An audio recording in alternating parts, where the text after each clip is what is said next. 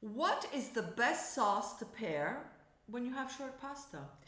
We will tell you because we are two local Italian sisters living in Italy, and we just want to share how Italians authentically cook, eat, drink, and just simply enjoy life. Yes, because we know how to do that very well.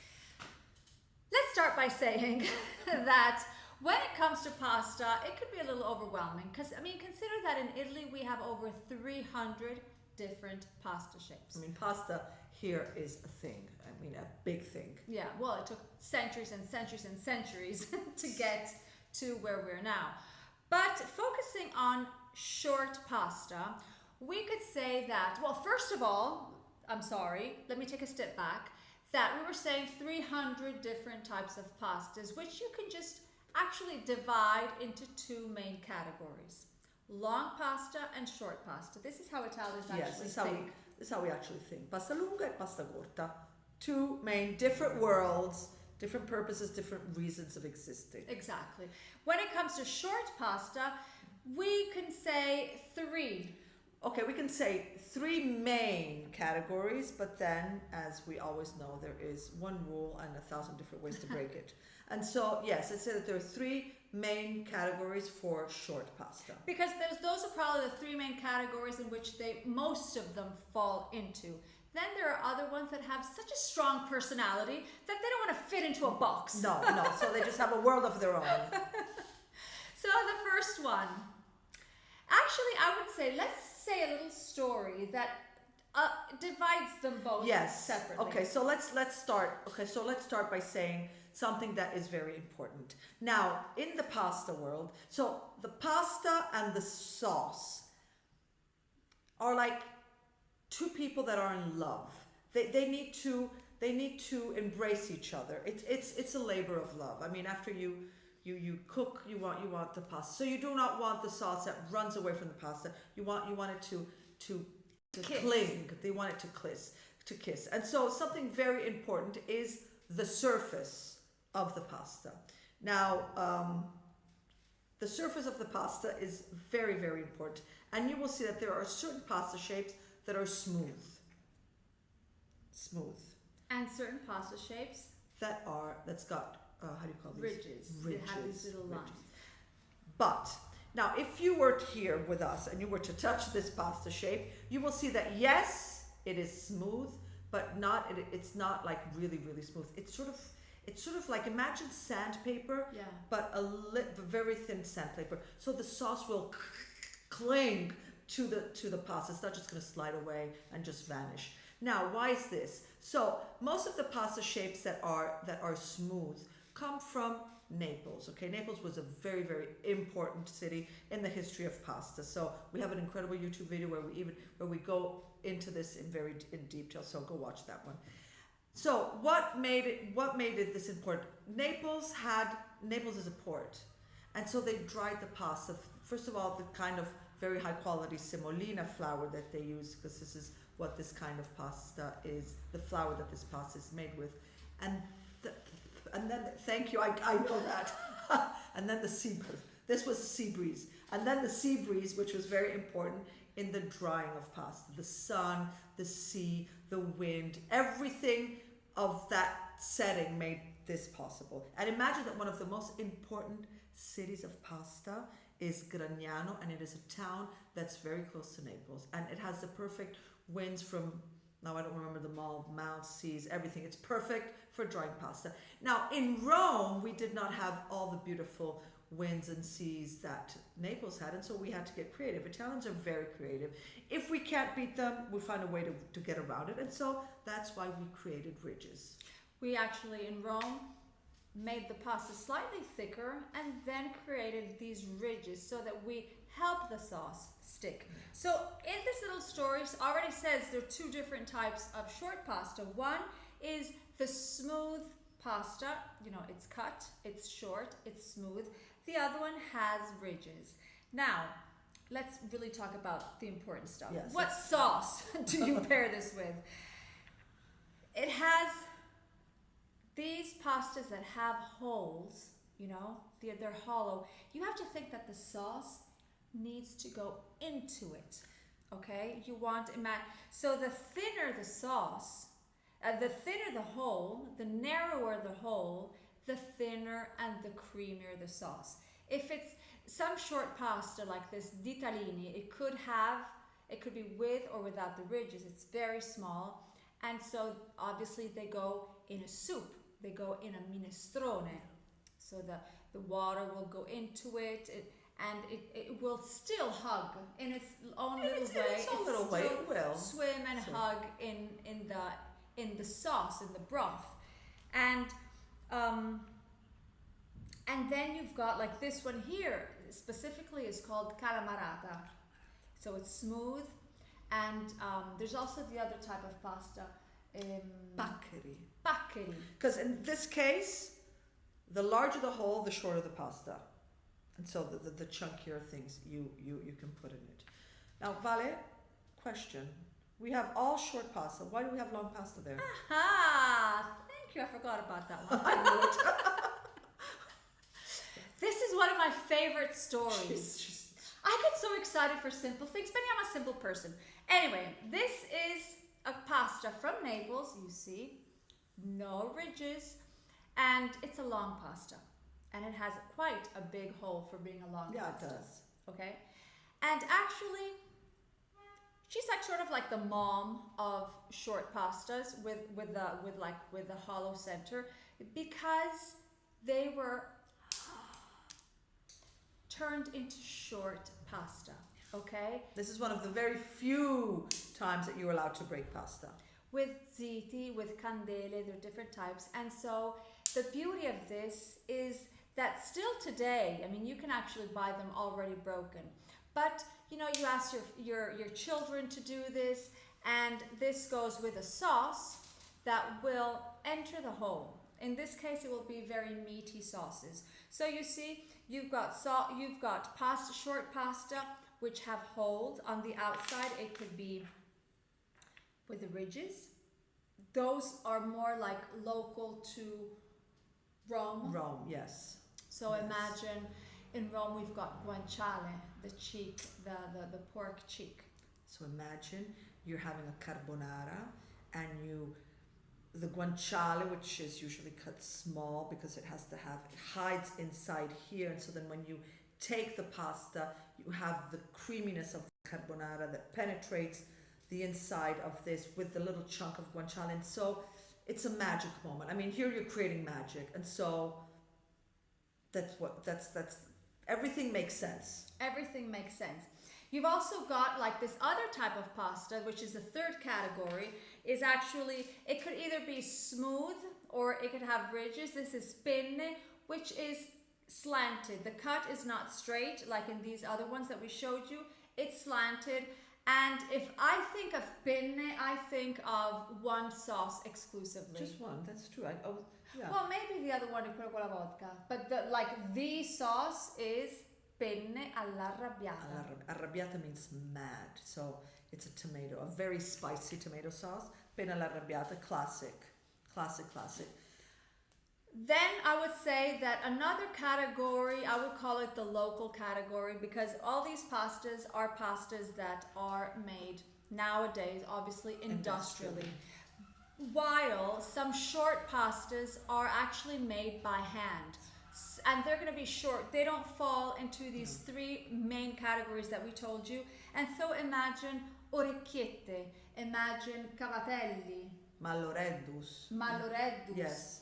Which are are industrially made also. But they were something that was done by hand. And here orecchiette is typical from Puglia, and they're so good. Yeah. And so how would you choose when you have a very local pasta like this that is from Puglia, like Malloreddu, which come from the island of Sardinia? You will be using sauces. Here you need a little bit of knowledge, yes. But you will be using sauces that use the local ingredients of the place. Yeah, which were created because they go together. I mean, some things were created because they make sense together. Like here, like you would never have pesto with orecchiette. No. They would not make sense. They geographically don't make sense. And that is probably why you often see Italians horrified with That's true. the pasta and tomato and not tomato, but the pasta and sauce. Because if you're like, okay, let's have clams, let me use rigatoni. No. For us, it's like, no, you don't. You use either a long pasta like you use a long pasta like Yeah, and also spaghetti. something that I would like to add is that for Italians, pasta is we give pasta the importance that it deserves. So we would never treat pasta as a side dish. Pasta is the protagonist of the table obviously when you're ordering it. So it has to make sense, and so you respect, because it's just part of our culture. You respect what it means, where it comes from, and the sauce it pairs with, because you want to get the best experience, and so that does make the difference. Well, it's a primo. It's a primo. It's a primo. So you have it, you eat it by itself on a dish, and so when you're dealing with very local shapes, then to us it's absolutely natural to pair, like the orecchiette. We think orecchiette con le cime di rapo with turnip tops, and that is automatic. These shapes you can pretty much like. This is sort of, it's like a rigatone. It is just a little shorter, and it's called mezze maniche. This we use it a lot in the Which area means of short Rome. sleeves. Short sleeves. So here, these are very versatile. Okay, Yeah. you have to be very relaxed about it. It's not that. It's very versatile. You can have it with a tomato sauce. If you like pesto, then you have to choose. There are like this pasta called trofie. This would pretty much be the main traditional ones. Then they have those categories that we were saying that have such a personality that you can't really put it here. And I'm thinking about swirly pasta. I love swirly pasta. Fusilli. Fusilli. In Sicily, you've got busiate. Yeah, you have various types of leliche. You have a lot, but the concept is that they swirl. Then again, here sometimes you find some that are more swirled than others. Like the swirliness is narrower, and again the concept is the same. The thinner the swirl, the thinner the sauce. Right. That, I mean, you have to again think that if you're putting a big chunk of meat or big chunks of vegetable with this type of pasta, with a fusilli, it will not intertwine. They will not hug each other. Okay. Yeah, So with a swirliness, you could also put pesto, because pesto is very thin, and actually a type of pasta that you have with pesto is not as swirly, but it sort of swirls, is the trofie. And so that is what you have to think. If there is a hole, there is a purpose. If it has like these little cuts, it's also to give the opportunity for the sauce to enter and to hug it, because it doesn't have a hole. So everything makes sense. Now, a pasta that doesn't make sense, absolutely, to me, absolutely, is this one. Well, this one's broken. I just don't. This is a pasta. So this enters in the categories, like we have pastas like called radiators or wheels. They're pastas that exist. You know, people get creative. Companies have gotten creative. Companies have gotten creative, yes. Yeah. But this one is called farfalla. For us, it's called butterfly. I know you guys also call it bow tie. Bow tie. Why? Kids love it. Mine didn't. Why? Because I never bought it. I never buy it. And the fun thing is that we Italians, we have our favorite kinds of pastas that we keep at home. Like I always have fusilli, I always have penne, and I always have these. Well, because we're from Rome. Yeah, because we're from Rome. When I do something with fish, I love this one. Calamarata. Also the name calamarata, calamari, it tells you that it has to go with fish. This is for the soups. There's also this sort of like, it does have a hole. It has actually a hole on one side, but it's sort of closed on the other. So I like to use it. They're called pipe. You use these? Oh, I love this. Yes? Yes, because once, again, the chunkiness of what I'm putting inside has to fit the hole. But once it goes in, it can't escape on the other side. Yeah, I like it. Imagine like with mushrooms and sausage. Yes, but also like if you're having, you know, we're also talking about home cooking. That's what we're talking about, because obviously I don't think I've seen a restaurant serve this. No. But if you have like a creamy, or you'll have it like I make ragu, for instance. I know you're supposed to have it traditionally in certain ways, but you're at home. You have to think of how can I have these two hug each other. And for me, you know, if the meat sauce goes in, it stays in, so every bite you have this little explosion. Yeah, because you go, and it comes out, because here it can slide out. But that is what you have. We want to show you. We want to try to like share with you our way of thinking, and it's that. It's just like I'm gonna have calamari. I can't have calamari with this, or I can't have clams with this. I mean, how are they gonna kiss? How are they gonna hug? Or not even a carbonara. I mean, the guanciale is never gonna fit in this. I mean, no. Can I say something? Oh, so during the lockdown, we had, you know, a lot of problems finding pasta, finding food at a certain point. And when you went to the supermarkets, the only shape of pasta that was fully available everywhere was smooth pasta, but not smooth pasta done, you know, in Naples. Smooth pasta done industrially, which practically is like a labor. It's like touching marble. So whatever sauce you put, nobody wanted them, and so they just. They don't hold anything, and it was so funny. Because it actually does make a huge difference from industrial pasta and high quality pasta that use like the bronze filatura, like the bronze, I think it's called dye. Where it creates roughness. That's why, like, I was once listening to this documentary that they were saying that chefs buy penne lisce, not penne rigate. They buy smooth penne because they buy the high quality one, which is, as you were saying, it's like sort of sandpaperish, and so the sauce will cling to it. The industrial cheapish kind, they shine. They're bright yellow, and they shine, and the pasta just, I mean, you will not catch an Italian eating one of those unless you're very, very, very desperate. Yes. So that was funny. It was funny. Does this make sense? No, just think about it. I mean, go to your pantry, open. You probably have dried pasta there. Think about what you would pair that with. Yeah, I think that. I mean, obviously, there's so many more. These are like the most common ones. These are the most common ones. Yeah, the most common. So what do I have in my pantry? You said what you have in yours.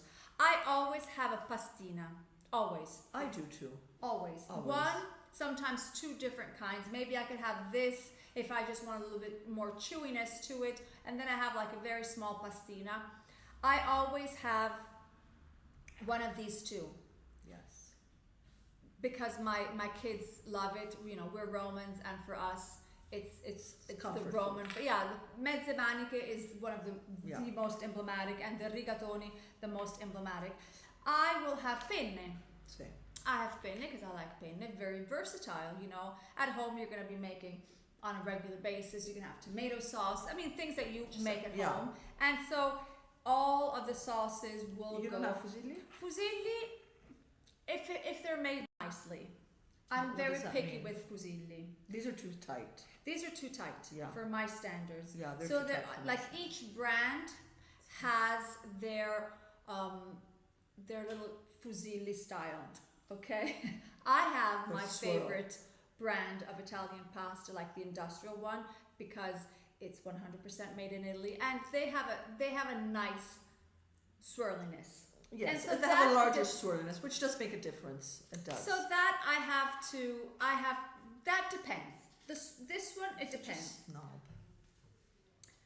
Well, you know, you have pasta, and very simple dish, because we're talking about very si dice economico. They're very affordable, very cheap. Actually, very cheap. Yeah. We're talking about this is the food of the poor. Okay, so I think that I can choose what kind of pasta I want, because my pasta hugging the sauce experience has to be just right. Yeah. Okay? And that does make the world of a difference. Pay attention to that. Pay attention if the sauce clings to the pasta, if it just runs away. Pay attention to the love affair between the pasta and the sauce, and you will see that it's going to make a world of a difference. At the end, it has to be like an explosion of flavors in your mouth, and they have to come together. And I would say that if this pasta thing is something that makes your heart beat, you can either write the comments below, ask us more questions, and then we will be responding to each one, or you can join our community where we meet every single Sunday. You can actually, we have a Zoom, and we have an online cooking school. We have an Italian online cooking school. We have a community. It's called Casa Local Aromas, and where we share and we research and we explain with video recipes traditional Italian dishes. Yeah. And we go very much in depth, everything that has to That has to do with Italian food culture. Yes. Italian food culture. So you can do Food that. and wine culture. And wine, Of course. of course. So you should actually consider joining Casa Local Aromas.